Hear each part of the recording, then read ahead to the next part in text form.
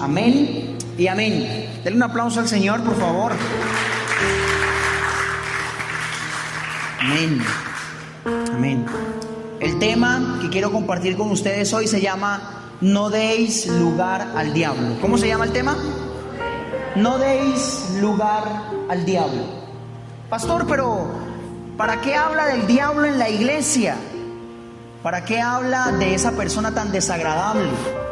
¿Para qué habla de ese ser tan menospreciable, tan no querido por muchos de nosotros? Pues la Biblia también nos enseña que para hacerle frente al enemigo hay que conocerlo bien. ¿Me hago entender? Diga conmigo, para hacerle frente al enemigo hay que conocerlo bien. Si usted no conoce a su enemigo, usted no puede hacerle frente. Pero cuando usted conoce a su enemigo, conoce sus artimañas, conoce la manera como opera, conoce la manera como se mueve, usted puede hacerle frente y puede ser vencedor frente a las artimañas de Satanás o de sus demonios.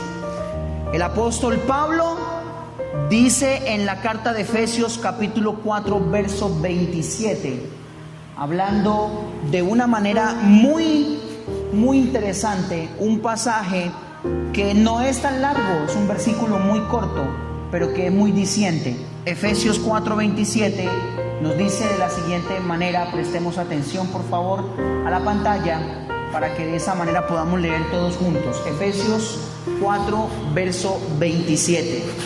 Ni deis lugar al diablo. Diga conmigo, no des lugar al diablo. Dígale que está a su lado, no le dé lugar al diablo.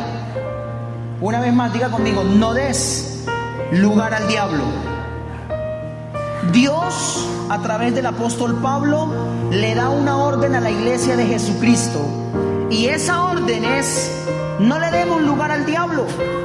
Darle lugar al diablo es brindarle la oportunidad o abrirle la puerta a Satanás de manera consciente o inconsciente para que implante sus diseños en nuestra vida. Escuche con atención. ¿Cómo se le da lugar al diablo? Diga conmigo, ¿cómo se le da lugar al diablo? Al diablo se le da lugar de muchas maneras, pero en este pasaje que estamos leyendo nos muestra tres maneras, las tres maneras más comunes de cómo una persona le da lugar al diablo. Y vamos a mirar cuáles son esas tres maneras más comunes de cómo una persona le da lugar al diablo. ¿Cuántas maneras? Hay muchas más, por supuesto que sí. Hay muchas maneras más como se le da lugar a Satanás y sus demonios. Pero vamos a hablar de tres maneras. La primera manera la encontramos en Efesios capítulo 4 versículo 26. ¿Me lo ayuda a leer por favor el pasaje que está ahí en las pantallas? A la voz de tres. 1, 2 y 3. Airaos, pero no pequéis. No se ponga, ¿qué cosa? El sol sobre vuestro enojo. La primera manera que encuentro, según el pasaje que Pablo le escribe a la iglesia de Éfeso, es que la ira me lleva a darle lugar a Satanás. Usted se dará cuenta que previo a este versículo, al versículo 26, está el verso 27. Y el verso 27 dice, no des lugar al diablo. La ira sencillamente me lleva a quebrar, a romper los mandatos de Dios. Diga conmigo, la ira me lleva a romper los mandatos de Dios. En Éxodo capítulo 31 versículo 18, la palabra de Dios dice que las tablas de la ley fueron escritas por el dedo de Dios. Vamos a mirar lo que dice Éxodo 31, 18. Éxodo capítulo 31 verso 18, y dice, y dio a Moisés, ¿qué cosa? Cuando acabó de hablar con él en el monte de Sinaí, ¿qué le dio? 2 tablas del testimonio. Diga conmigo, tablas de piedra, escritas ¿con qué? Con el dedo de Dios. Usted sabe quién es el dedo de Dios, ¿verdad? Lo hemos hablado en diferentes ocasiones. El dedo de Dios es el Espíritu Santo. ¿Se acuerda que allá en el libro de Mateo dice Jesús, si yo echo fuera los demonios por el dedo de Dios? Y en el libro de Lucas dice, si yo echo fuera los demonios por el Espíritu Santo. Entonces, de una u otra manera, lo que la interpretación, al conjugar estos dos versículos, nos damos cuenta que el dedo de Dios es el Espíritu Santo de Dios. El Espíritu Santo fue quien escribió estas tablas. Estas tablas contenían los mandatos de Dios para el hombre. Estas tablas no eran cualquier tabla, eran tablas importantísimas, eran tablas de mucho valor para el pueblo de Dios. Pero mire que algo sucede con estas tablas. En Éxodo 32, versículo 15, el capítulo siguiente, pero el versículo 15, nos narra la historia de lo que sucedió con Moisés. En el versículo 15 dice, y volvió Moisés y descendió del monte. ¿Qué traía en su mano? Trayendo en su mano, ¿qué cosa? Las dos tablas del testimonio, las dos tablas que Dios había escrito con su dedo. Las tablas escritas por ambos lados, a uno y otro lado estaban escritas. Saltando ligeramente al versículo 19, encontramos que Moisés hace algo con esas tablas. Y dice, y aconteció que cuando él llegó al campamento y vio el becerro, ¿y qué más vio? Y las danzas, ¿qué pasó con Moisés? Ardió la ira de Moisés y arrojó las tablas de sus manos y las quebró al pie del monte. Esto que hizo Moisés es un sencillo ejemplo que nos da el Señor para nosotros hoy y que nos lleva a comprender que la ira hace que una persona se salga de sus cabales y quiebre o rompa o no obedezca los mandatos del Señor. ¿Me hago entender? ¿Qué hizo Moisés? La ira lo llevó a arrojar las tablas de la ley y dice, y las quebró al pie del monte. Quebró los mandatos del Señor por causa de la ira. La ira, mi amigo, mi hermano, puede llevarte a quebrar los mandatos del Señor. La ira, de una u otra manera, te puede conducir al pecado. Cuando una persona no tiene dominio de su ira, cuando una persona no tiene dominio, no tiene control sobre su ira, sencillamente rompe los mandatos del Señor. Hace algún tiempo atrás, una chica asistía a la iglesia allá en el Caguán y iba con su mamá, iba con sus hermanas, y ella tenía un esposo. Y cuando hablo de esposo, pues no era que estuvieran casados, estaban en unión libre. De pronto este hombre no asistía a la iglesia y él llegaba borracho a la casa. Y llegó una noche de aquellas tantas noches donde este hombre llegaba vuelto nada a su casa, llegó borracho a su casa. Eso enfadó a esta chica que iba a la iglesia. Ella no tuvo control de su ira en ese momento. Y en ese momento, cuando tuvo una discusión con este hombre por causa de que él llegaba borracho, de manera rápida, de manera inconsciente, tomó un puñal, un cuchillo en su mano y terminó con la vida de este hombre. Lo apuñaló 2 veces y con tan mala fortuna que una de esas puñaladas entró a su corazón y lo mató. Llegó a la cárcel esta joven. Yo estuve hablando con ella en algún momento y ella me dijo, pastor, yo no sé en qué momento sucedió eso. La ira enceguece a la persona.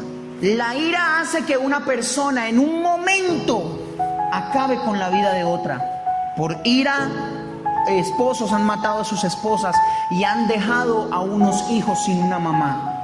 Hace algún tiempo, yo no sé si ustedes lo vieron, por este canal Caracol, un programa que se llama Séptimo Día, presentaban la historia de un hombre que llegó a su casa y lo habían, digámoslo así, en palabras nuestras, lo habían envenenado en la calle. A sus amigos le habían dicho pues que su esposa tenía amante. Y en la casa, cuando llegó, sacó un machete y comenzó a darle machetazos, mató a su esposo. Como había un hijo suyo mirándolo, terminó matándolo también a machetazos. Terminó matándose él, quitándose la vida. y a uno de ellos, eran 2 niños, a uno de ellos también le dio un machetazo, le cortó un brazo, pero no le quitó la vida. Fue terrible esa escena, ver como un papá que un día está abrazando a sus hijos, dándole besos, acariciándolos, el día de mañana está acabando con la vida de sus propios hijos por un momento de ira. Es importante sentarnos y reevaluar nuestra actitud. Es importante sentarnos y reevaluar nuestra conducta. Es importante sentarnos y pensar un poquito más. ¿Cuántas personas están siendo afectadas con mi actitud iracunda? La ira es la conducta nociva de una persona que lo lleva a hacer cosas que están mal ante los ojos de Dios. Ahora vamos a mirar algunos ejemplos bíblicos de personas que por un momento de ira hicieron cosas malas y perdieron bendiciones grandes. El primer pasaje que vamos a ver está en Génesis capítulo 49 versos 5 y 6. Génesis 49 versículos 5 y 6. Y encontramos la historia de un hombre o de un par de hermanos, uno llamado Simeón y el otro llamado Leví, que en el momento donde su padre está dando una palabra profética para sus hijos, los llama a ellos dos aparte y les dice lo siguiente: Simeón y Leví, ¿son qué? Son hermanos. Armas de iniquidad sus armas. Versículo siguiente, continúa Jacob hablando de sus hijos y dice: en su consejo no entre mi alma, ni mi espíritu se junte en su compañía. ¿Por qué? Porque en su furor, esa palabra furor es ira, en su furor, en su ira, mataron hombres, y en su temeridad desjarretaron toros. ¡Qué terrible! Que en un momento de ira alguien puede llegar a matar a alguien. Que en un momento de ira se pierde el temor, se pierde la temeridad de una persona. Muchas veces la gente no actúa por causa del temor. Ojo acá, dije temor, no miedo, ¿verdad? Siempre lo he recalcado. El miedo es un espíritu demoníaco que opera en la vida de las personas. La Biblia dice que Dios no nos ha dado espíritu de miedo, sino de poder, de amor y de dominio propio.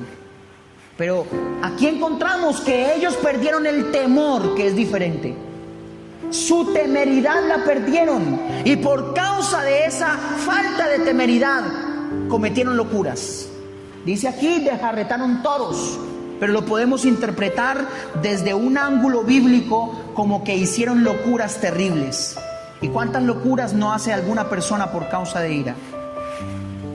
¿Cuántos daños no le causan a otras personas por causa de ira?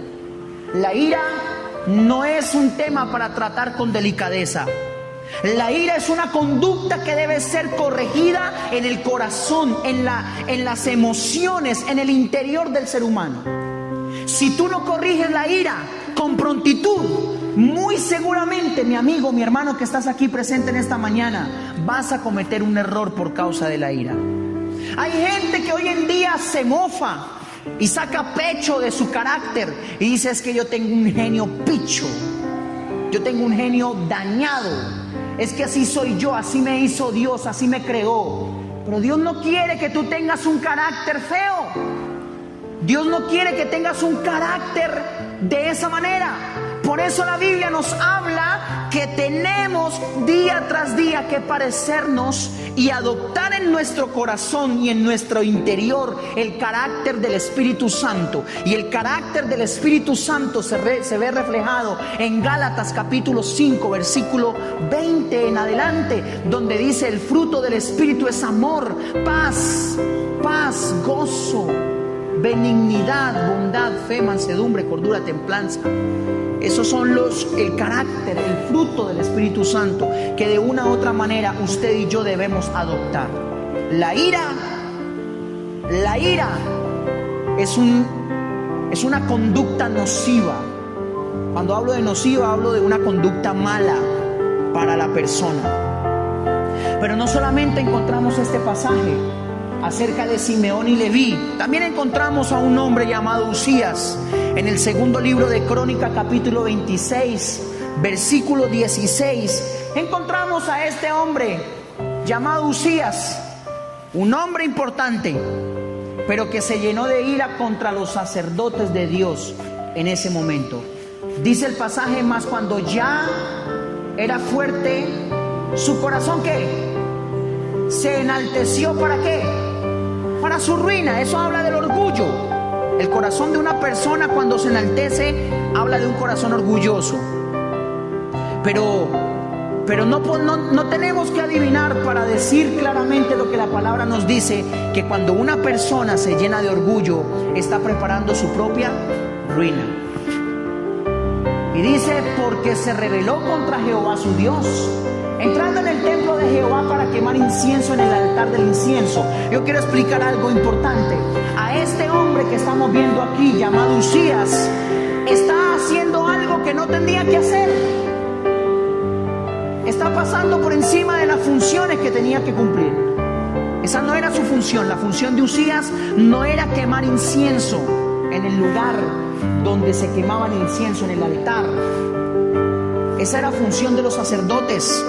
El versículo 17 continúa el pasaje y dice la palabra del Señor: y entró tras él el sacerdote Azarías. ¿Y con él cuántos sacerdotes?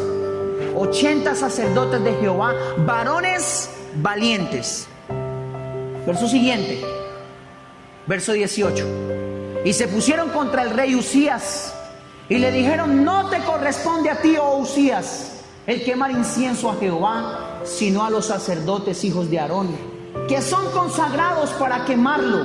Sal de este santuario, porque has prevaricado, y no te será para gloria delante de Jehová. La historia no termina ahí, continúa, porque el verso siguiente, el verso 19 dice: entonces Uzías, teniendo en la mano un incensario para ofrecer incienso, ¿qué hizo? Se llenó de ira. El incensario representa o tipifica adoración. Cuando tú adoras, estás de una u otra manera elevando una adoración al Señor. Cuando el sacerdote con su incensario movía el incensario para que saliera el olor fragante de aquel incensario y llenara el altar donde estaba el arca y donde estaban las cosas consagradas al Señor, lo que hacía era que el lugar se llenaba de un aroma agradable, y ese aroma agradable tipifica adoración. Pero aquí vemos a un rey que, para empezar, no le correspondía el punto de ofrecer el incienso. Pero además de eso, mientras tiene en su mano el incienso, su corazón se llena de ira. Y dice la Biblia que al llenarse de ira, en su ira contra los sacerdotes, la lepra brotó en la frente. Diga conmigo: lepra. La lepra tipifica el pecado. En otras palabras, mi hermano, cuando tú vienes a la iglesia a levantar las manos, pero has tenido una discusión en tu casa con tu esposa y estás lleno de ira, estás cometiendo un pecado. ¿Por qué razón? Porque en tu mano derecha tienes el incensario, pero en tu corazón se encuentran residuos de ira, y eso de una manera u otra brota como una lepra en el corazón, que tipifica un pecado. Rápidamente se llenó de lepra. La lepra brotó en su frente. ¿Dónde brotó? Ahora, me causa mucha impresión que no le brotó en un brazo, no le brotó en la pierna, no le brotó en la espalda la lepra, le salió en la frente. ¿Por qué le sale en la frente? ¿Qué pasó con Caín? Caín mató a su hermano Abel, y en ese matar a su hermano tiene que salir huyendo, es desterrado por Dios de aquel lugar donde estaba. Pero antes de irse dice: acontecerá que si alguien me encontrara me matará. Y entonces Dios dice: no va a pasar eso, y yo te voy a poner una marca en la frente. Y le pone una marca en la frente para que todo el que viera a Caín lo conociera y se diera cuenta que él era Caín el que había matado a su hermano Abel. Pero ¿qué dice la Biblia también? de que en los postreros tiempos algunas personas venderán su salvación, permitiendo que en sus frentes sean marcados con un sello demoníaco, diabólico. Esta marca le brotó en la frente, esta lepra le brotó en la frente a aquel rey Usías, para que todo el mundo se diera cuenta que por causa de la ira había pecado. Por causa de la ira había pecado.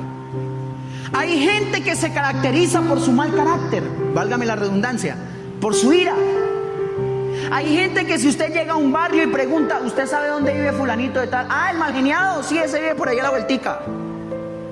Porque es un punto de referencia. La referencia para encontrar a esa persona es el hombre de mal carácter. Es necesario corregir la conducta nociva de la ira. Diga conmigo, es necesario corregir la conducta nociva de la ira. Vemos otro pasaje. Primer libro de Samuel, capítulo 17, verso 28. Y oyéndole hablar Eliab, ¿quién? Eliab, dice: su hermano mayor con aquellos hombres, se encendió en ira contra David y dijo: ¿para qué has descendido acá? ¿Y a quiénes has dejado aquellas pocas ovejas en el desierto? Yo conozco tu soberbia y la malicia de tu corazón, que para ver la batalla has venido. Se encendió en ira contra David, su hermano. Entonces vemos algo más acerca de la ira. La ira no solamente es una conducta que te puede llevar a matar a alguien, sino que también es una conducta que te puede llevar a menospreciar a otras personas. Aquí Eliab está menospreciando a su hermano David. Y lo está menospreciando ¿de qué manera? Sin darse cuenta que ese pequeñito de 15 años, pelirrubio, de ojos claros, se enfrentaría contra aquel gigante llamado Goliat. Le haría frente y lo derribaría. Para que se dé cuenta, mi amigo, mi hermano, que a veces la ira nos lleva a cometer grandes errores. ¿Y cuántas veces con la ira no has menospreciado a tus padres? Quizás hijos que los papás le dicen algo y se enojan y los menosprecian. Y cuando un hijo menosprecia a su padre, lo está deshonrando. Lo está deshonrando. Es importante corregir la conducta nociva de la ira. Diga conmigo, es importante corregirla. Cuando no controlamos la ira, pecamos y así le damos lugar al diablo. Segunda manera como le damos lugar al diablo. Efesios capítulo 4 versículo 28 tiene la respuesta de cuál es esa segunda manera.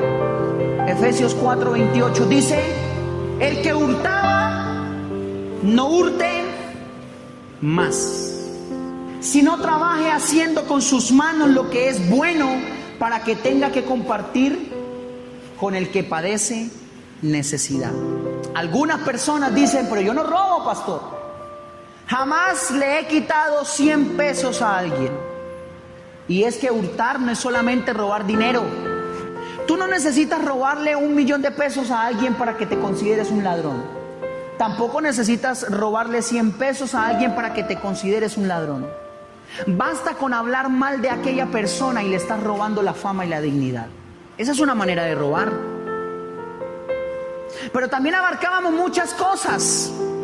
Mujeres que, por ejemplo, ven la matica bonita y sin que se dé cuenta la dueña le arranca un piecito para llevársela y sembrarla en su jardín. Eso es robar. De una u otra manera, eso es robar. Yo le comentaba en alguna ocasión a algunos hermanos en una iglesia por allá, que estuve en la iglesia de un pastor predicando la palabra del Señor, y terminado el servicio me invitó el pastor a su casa a cenar.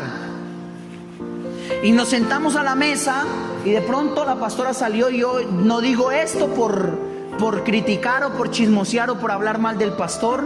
Lo que quiero enfatizar con esto es un testimonio de lo que sucedió en ese lugar. La pastora comenzó a servirnos y todos comenzamos a comer luego de orar por los alimentos. Cuando terminamos de comer, nos quedamos en la mesa hablando un rato, pero yo noté algo y comencé a notar que los platos que estaban ahí en la mesa, cada uno era diferente del otro.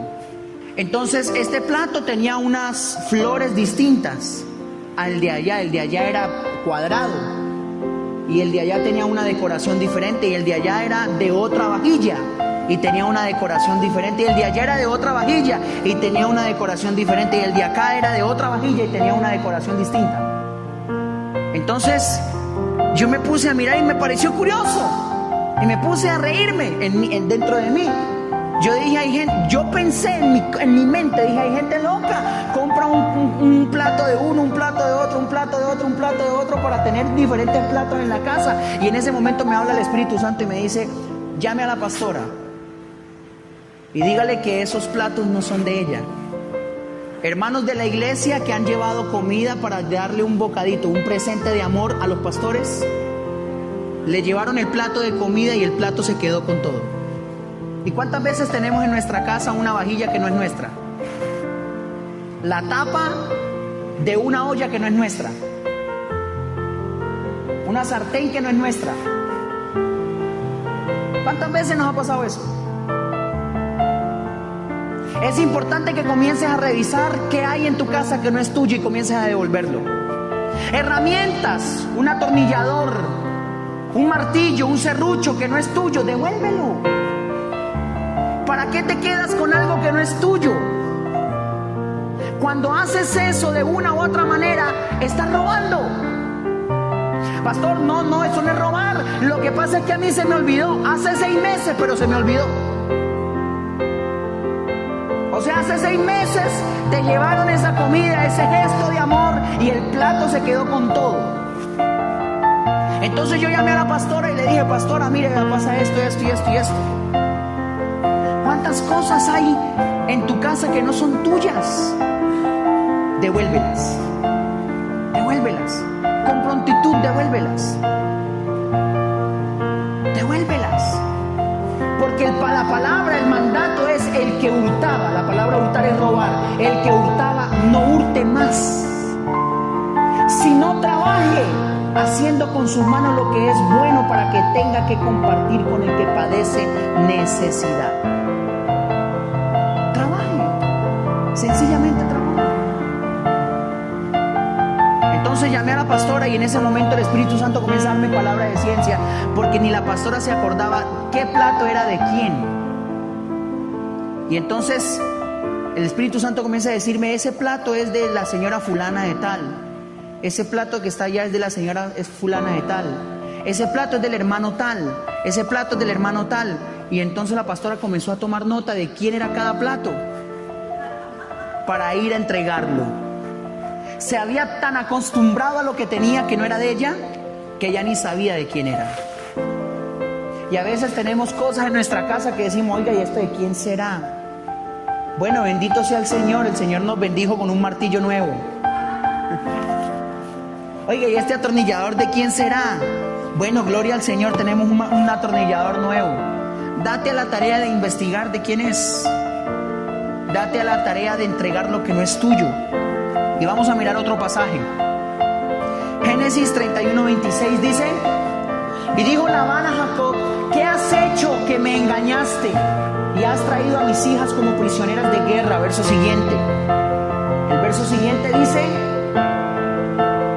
porque te escondiste para huir y me engañaste y no me hiciste saber, para que yo te despidiera con alegría y con cantares, como con tamborín y arpa. Verso siguiente. Pues ni aún me dejaste besar a mis hijos y mis hijas, ahora locamente has hecho. Verso siguiente. Poder hay en mi mano para hacer mal, para haceros mal. Mas el Dios de tu padre me habló anoche diciendo, guarda que no hables a Jacob descomedidamente. Verso siguiente. Y ya que te ibas, porque tenías el deseo de la casa de tu padre, ¿por qué me hurtaste mis dioses? ¿Por qué me robaste mis dioses? Verso siguiente. Respondió Jacob y dijo a Labán, porque tuve miedo, pues pensé que quizás me quitarías por fuerza a tus hijas o tus hijas. Verso siguiente, verso 32. Aquel en cuyo poder halles tus dioses no viva delante de nuestros hermanos. Reconoce lo que yo tenga tuyo y llévatelo. Jacob no sabía que Raquel los había robado o hurtado.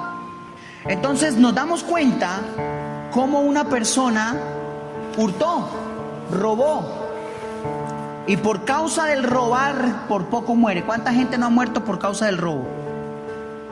¿Cierto que sí? Yo no sé si ustedes han visto algunos videos por internet donde unos jóvenes van a robarse en un auto, se bajan de una moto, van a robarse en un auto, de pronto sale otra persona de un carro con un revólver y le pega 2 tiros y el chico que iba a robar cae muerto al piso por causa de robar. Josué capítulo 7 versículo 11, miremos lo que dice el pasaje en Josué 7:11. Mire lo que dice: Israel ha pecado. ¿Y qué? Y aún han quebrantado mi pacto que yo les mandé, y también han tomado del anatema, y hasta han hurtado, han mentido. Aún lo han guardado entre sus enseres. ¿Qué habían guardado entre sus enseres? Lo que habían robado. No tengas cosas dentro de tu casa que no son tuyas o que sean robadas. Para estos días de Navidad hay muchas personas que roban o engañan a otras personas de manera terrible. No sé si vieron por televisión o por internet, creo que está por YouTube la manera de cómo roban hoy en día con un celular. Un celular que vale prácticamente 2 millones de pesos. El tipo viene, comienza a hablarle, le dice, se lo muestra, se lo da a observar. Él lo coge, lo mete en una bolsa negra. Luego alguien por detrás le pasa a otra bolsa, que es un vidrio, y meten el celular en la misma bolsa negra, y sin darse cuenta el que lo va a comprar lo termina comprando por 160,000 pesos, y se termina llevando un vidrio templado por 160,000 pesos, y de esa manera lo robaron. Por querer comprar algo robado, terminó siendo robado. ¿Y cuántas cosas hay en nuestra casa? Yo recuerdo que de niño habían personas que les gustaba comprar cosas robadas. Y mi mamá siempre me decía, porque iban y le ofrecían cadenas de oro al puesto donde ella trabajaba: señora, cómpreme esta cadena de oro. Y yo la miraba, yo conozco el oro. Yo decía, eso es oro, mamá, cómprela. Una cadena que vale 500,000 pesos, se la están dejando en 100,000, cómprela. Y ella me volteaba a mirar y me decía, no, porque esa cadena es una cadena robada. Y yo no voy a comprar cosas robadas, me decían. Ahora, ¿cuántas veces hay gente que compra cosas robadas y las tiene en su casa? Y cuando tiene esas cosas que son robadas en su casa, no sabe o no se da cuenta que tiene algo maldito en su negocio o en su casa. Y por esa razón las cosas no funcionan como deberían funcionar. Le va mal en lo que emprende. Si es un negocio, el negocio comienza a ir de para atrás. No se ve la prosperidad. ¿Por qué? Porque has comprado cosas robadas. Porque has comprado cosas robadas. Si es en tu casa, la economía comienza a atrasarse. La nevera está desocupada porque tienes platos que no son tuyos, porque tienes ollas que no son tuyas, porque tienes cosas que no son tuyas. No robes. Lo que no sea tuyo, devuélvelo con prontitud para que no te cargues una maldición sobre tu vida, sobre tu familia, sobre tu economía, sobre ti. Saca lo que no es tuyo. ¿Estamos de acuerdo, iglesia? De esa manera, robando, se le da lugar a Satanás también. Una tercera manera como se le da lugar al diablo: se le da lugar mediante palabras corrompidas. Diga conmigo, mediante palabras corrompidas. El versículo 29 de Efesios 4, no se le olvide, vimos Efesios 4:26 que habla de la ira, el 27 que dice que no le demos lugar al diablo, el 28 que dice que no robemos, y el 29 que dice ninguna palabra corrompida. Efesios 4:29. Ninguna palabra corrompida salga de vuestra boca, dice el pasaje, sino la que sea buena para la necesaria edificación, a fin de dar gracia a los oyentes. Lamentablemente vivimos en medio de una sociedad vulgar, en medio de una sociedad grosera. Se dicen palabras corrompidas con frecuencia. Me aterra ver cristianos que en un momento de alegría o en un momento de rabia dicen palabras vulgares, que no son conscientes del daño que se están haciendo a sí mismos. Es importante, mis hermanos, que comenzamos a corregir nuestro vocabulario. Comienza a corregir tu vocabulario. Es necesario que lo hagas. Palabras que por muy simple, por muy sencillas o por muy menos groseras que las demás, son vulgares. Son vulgares. Papás que le dicen a sus hijos: no sean. Usted es bien. Usted parece uno. Y lo hieren. Hieren a su hijo. Y de paso se hacen daño ellos mismos espiritualmente hablando. ¿Por qué razón? Porque sus palabras corrompidas están atrayendo maldición para su vida. En el primer libro de Samuel, capítulo 20, versículo 30, encontramos un pasaje interesante en la Biblia de las Américas, si lo podemos poner ahí, por favor. Encontramos a Saúl, el rey de Israel, el que se supone que tendría que dar ejemplo en todas las cosas. Dígale al que está a su lado: tú eres un rey. Claro que sí. ¿Sabes por qué? Porque la Biblia dice que el Señor Jesucristo, dice en Apocalipsis 1:6, dice que Él nos hizo reyes y sacerdotes. Tú eres un rey, una reina delante del Señor. Él te ha escogido como un rey, una reina. Y este rey Saúl, quien tendría que dar ejemplo, mire lo que hace en 1 Samuel 20:30. Listo, lo esperamos. En la Biblia de las Américas, 1 Samuel capítulo 20, versículo 30. Dice, ¿me la ayuda a leer, por favor? Se encendió la ira de Saúl contra Jonatán y le dijo: hijo de perversa y rebelde. ¿Sabe lo que le está diciendo ahí? Me parece que el traductor no pudo poner la palabra vulgar porque este es un libro santo.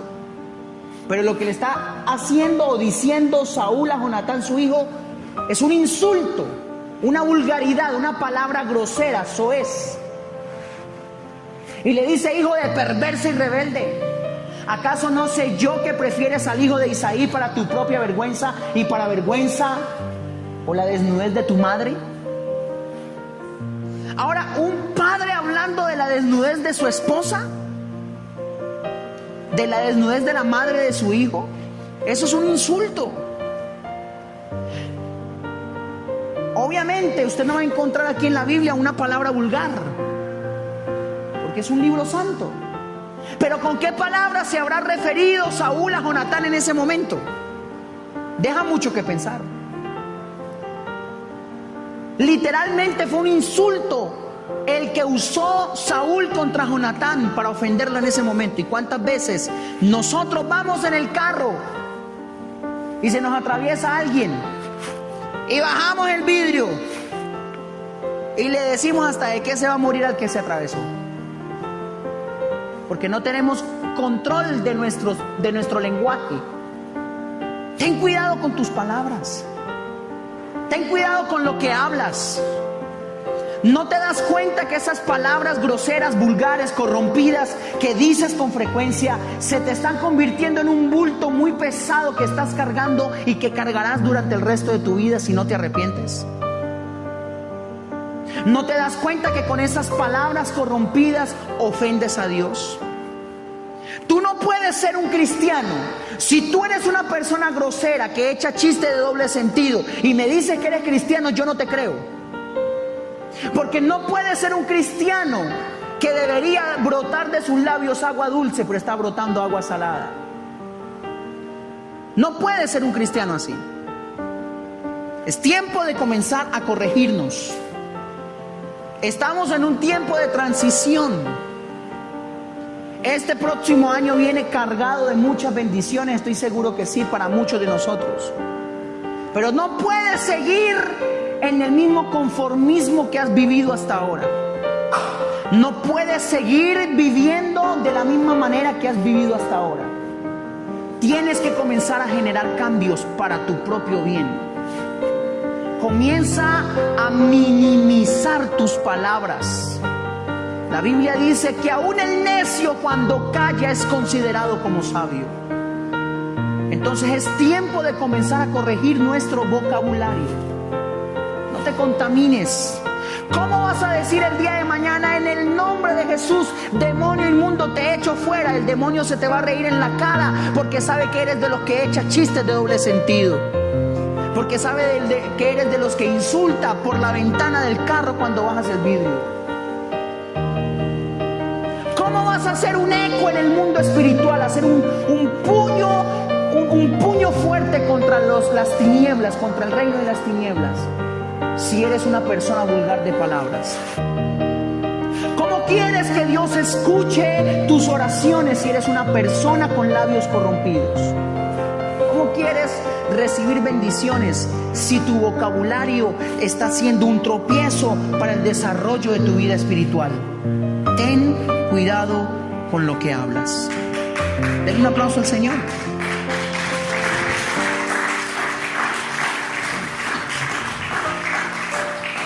En el segundo libro de Samuel, capítulo 9, versículo 8, en la versión Torres Amat, algunos de ustedes tienen la versión Torres Amat por ahí, en las Biblias que les he dicho que descarguen para que puedan encontrar diferentes versiones, la versión Torres Amat.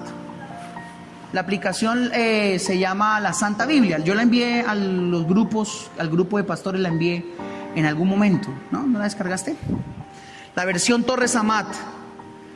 De todas maneras vamos a ponerla aquí, la versión aquí, pero yo le voy a leer lo que la versión Torres Amat tiene, y los que tienen la Biblia con las diferentes versiones que les he enviado, entonces revisen la versión Torres Amat. Es la Jumea, versión Torres Amat. Dice: Mefiboset, haciéndole profunda reverencia, dijo: ¿quién soy yo, siervo tuyo, para que te hayas dignado poner los ojos en un perro muerto cual soy yo? No, mire, le estoy diciendo que no solamente era que él tenía un problema de autoestima. Usted dirá: no, pero es que era que él decía que él era un perro muerto. O sea, se menospreciaba. No se estaba menospreciando solamente, se estaba literalmente insultando. Decirle perro a una persona en la época bíblica o en la época de Mefiboset o del rey David era literalmente un insulto para esa persona. Decirle perro o tratarse como un perro era de una u otra manera literalmente insultarse. Era un insulto.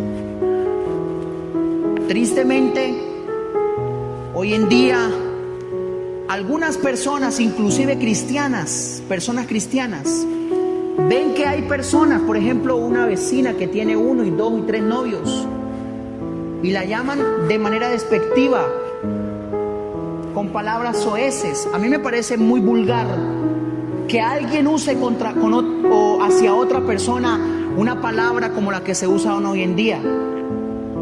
Me parece muy vulgar que la traten con palabras como de animales. Es que esa mujer es una, y ese señor es y esa señora es una, y le dicen palabras de animales, despectivas, feas. A mí me parece vulgar. Y más cuando es de los labios de un cristiano que se está refiriendo a otra persona. El cristiano debe saber que esa persona no tiene el temor de Dios en su corazón y que por ende actúa de esa manera, pero no quiere decir que tienen la autoridad o el derecho legal para insultar a esa persona con ese tipo de palabras. Hasta de eso tendrás que dar cuenta al Señor, de nuestras propias palabras. También encontramos en el libro de Marcos capítulo 14 versos 71 a un hombre en la Biblia de las Américas, hijo, por favor, versión Biblia de las Américas, a un hombre muy usado por Dios, uno de los discípulos y posteriormente apóstoles del Señor, el apóstol Pedro, que al momento de negar a Jesús, Marcos capítulo 14, 71, que al momento de negar al Señor, la gente lo conocía por sus palabras, porque eran palabras sanas. Entonces, para confundir a la gente y para que se dieran cuenta que él estaba, según él, en lo cierto, comenzó a decir palabras despectivas. Marcos 14, 71 dice: pero él, hablando de Pedro, comenzó a maldecir. Diga conmigo, maldecir. ¿Qué es maldecir? Decir mal. ¿Qué es bendecir? Decir bien. Cuando tú maldices, tú no necesitas decir maldito seas fulano de tal. Basta con solamente decir esa persona es así, así, así, así, y tú lo estás maldiciendo. Porque maldecir es decir mal de esa persona. Basta con eso. Comenzó a maldecir. Nunca se había visto a uno de los apóstoles de Jesucristo maldiciendo. Pero ahora Pedro está en la tónica de negar a Jesús. Ahora Pedro está en la tónica de decir que él no pertenece al grupito ese que tenía Jesucristo. Entonces la gente dice: no, a mí sí me parece que usted era uno de ellos. Usted como que muy parecido, usted andaba con él. Y para que ellos tuvieran un concepto diferente, comenzó a usar palabras de maldición, a maldecir y a jurar, porque eso no lo hacían ellos. Ni maldecían ni juraban. Entonces él comenzó a maldecir y a jurar: yo no conozco a este hombre de quien habláis, negando de esa manera a Jesucristo. Quiero decirles algo así para que lo tengan muy en cuenta, mi amado hermano. Cuando un cristiano que va a la iglesia, que levanta las manos, que dice amén, aleluya, gloria a Dios, lleva diezmos a la iglesia, ofrendas, que dice ser parte del cuerpo de Cristo, resulta con palabras vulgares, está haciendo lo mismo que estaba haciendo Pedro, literalmente negando a Jesús. Cuando tú como cristiano dices palabras vulgares, la gente de allá afuera dice: ah, pero él no es cristiano. Y con tu conducta vulgar estás negando a Jesús. No necesitas, escúchame con atención, no necesitas decir yo no creo en Jesús. Basta con tan solo usar palabras corrompidas en tus labios, que con eso estás dándole un mensaje al mundo terrenal y al mundo espiritual. Yo no soy seguidor de Jesucristo. Tenga cuidado. Mi deber como pastor es trabajar con la gente, enseñarle a la gente los principios bíblicos. Como pastor, llevar a la gente a reflexionar, no a prohibirle nada. Solamente estoy con este tema llevándolo a reflexionar. ¿Cómo está su vida interior? ¿Cómo está su corazón? ¿Cómo estás tú? Si usted considera que en lo que te he hablado hoy hay algún tipo de falla en tu vida, hoy es la oportunidad para arrepentirte, número 1. Y número 2, para corregirte. La Biblia dice en Proverbios 28:13: el que encubre su pecado no prosperará, mas el que los confiesa y se aparta alcanzará misericordia. Pero también dice en el libro de Isaías 1:18: venid y estemos juntamente a cuentas. Si tus pecados fueren como la grana, como la nieve serán emblanquecidos, y si fueren rojos como el carmesí, vendrán a ser como blanca lana. Hoy le hablo a todas las personas que están en este lugar y les digo: es necesario pedirle perdón al Señor y comenzar una nueva vida en Cristo. Póngase de pie, por favor. Denle un aplauso al Señor, ¿sí? Ande.